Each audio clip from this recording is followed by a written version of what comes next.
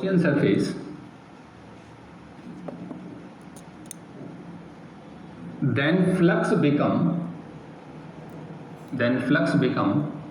1 by k times k आप लोग जानते हो डायलेक्ट्रिक कांस्टेंट है, सही है ना, ब्रैकेट में लिख दो k इज डायलेक्ट्रिक कांस्टेंट। सवाल कंसेप्ट क्या है? कंसेप्ट ये है बेटे, आज ये q चार्ज रखा हुआ था सरफेस के अंदर, ठीक है साहब, ये रखा था, कितना फ्लक्स पास होता था सर? जो फ्लक्स पास होता था वो q बाय एप्सिलॉन नॉट होता था, ठीक है साहब। लेकिन तूने क्या काम किया, उसमें मीडियम भर दिया, कोई मीडियम भर दिया जिसका कांस्टेंट k है।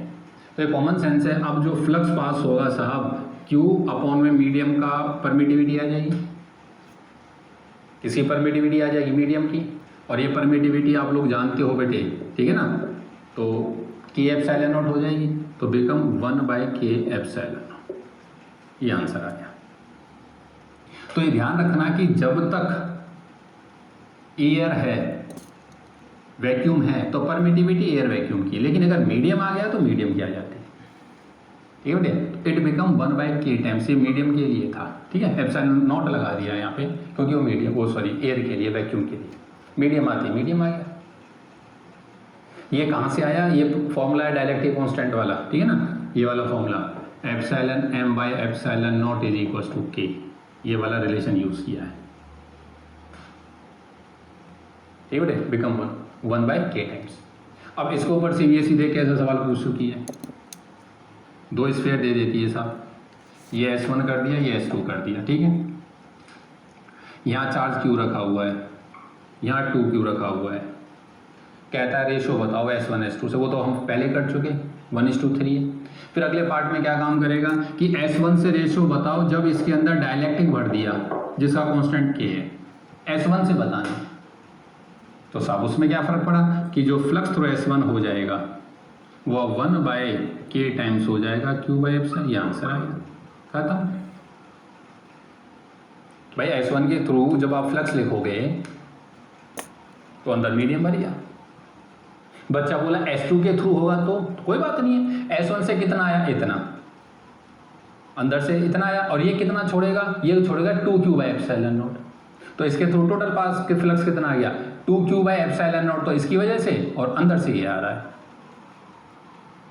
तो 2Q bye epsilon not plus, ठीक है ना, Q by k epsilon naught, ये S2 के थ्रू आ जाएगा। लेकिन कभी ऐसे अंदर मीडियम भर के S2 से नहीं पूछा है, सिर्फ अंदर अंदर वाले से पूछा है सर। बात समझ में आई है? तो कंसेप्ट लिख, फटाफट स्क्रीन को रोक। अब इसमें एक कंसेप्ट और लिख बेटे, छोटी छोटी बातें हैं वैसे, ठीक है, ये अपनी सहूलियत के लिए लिख लो। आप लिखो गॉस थ्योरम, हिंदी में लिख दो, गॉस थ्योरम हर शेप की गॉसियन सरफेस के लिए वैलिड है। गॉस थ्योरम सभी, या हाँ, हर शेप की गॉसियन सरफेस के लिए वैलिड है, सभी शेप्स के लिए वैलिड है। लेकिन हम सभी शेप्स को लेकर रिजल्ट ड्राइव नहीं कर सकते। लेकिन हम सभी शेप्स को लेकर रिजल्ट ड्राइव नहीं कर सकते।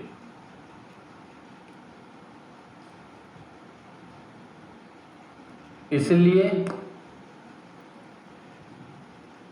हमें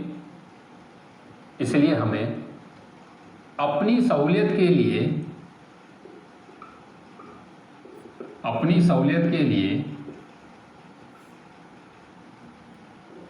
कुछ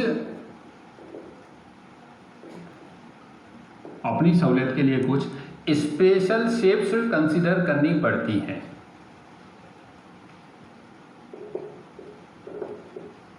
स्पेशल शेप्स कंसीडर करनी पड़ती हैं, और वो शेप ये है बेटे, ठीक है, ये आपको याद रखना है। ये शेप क्यों ली जाती है? इसलिए ली जाती है बेटे, इन शेप के ऊपर, इनकी वजह से फील्ड की वैल्यू सेम आती है हर जगह, हर पॉइंट के ऊपर, ठीक है। तो 4 पॉइंट चार्ज शेप कैसी होगी? स्फेरिकल। 4 लाइन चार्ज सिलेंड्रिकल, ठीक है। और 4 शीट तो आइदर सिलेंड्रिकल और क्यूबाइडल, क्यूबाइडल या क्यूब दोनों शेप वैलिड होती हैं। क्यूबाइडल भी वैलिड है या फिर सिलेंड्रिकल वैलिड है।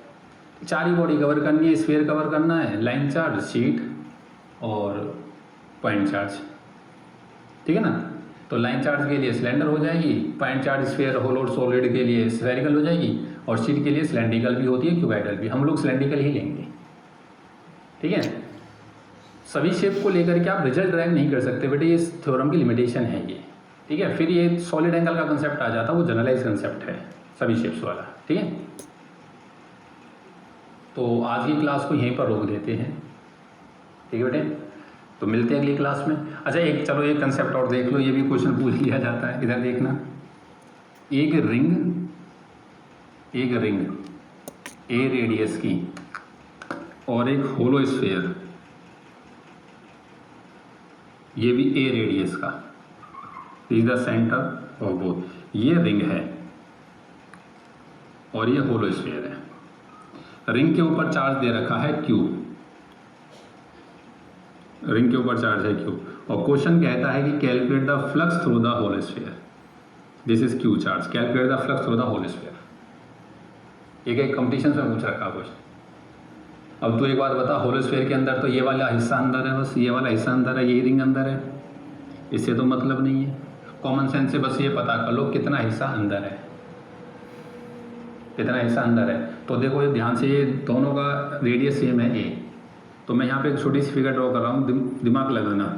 इसका ये रेडियस है, ध्यान से देखिए, रेडियस है रिंग का, यहाँ से लिया है, और ये भी रिंग का रेडियस है, ठीक है साहब।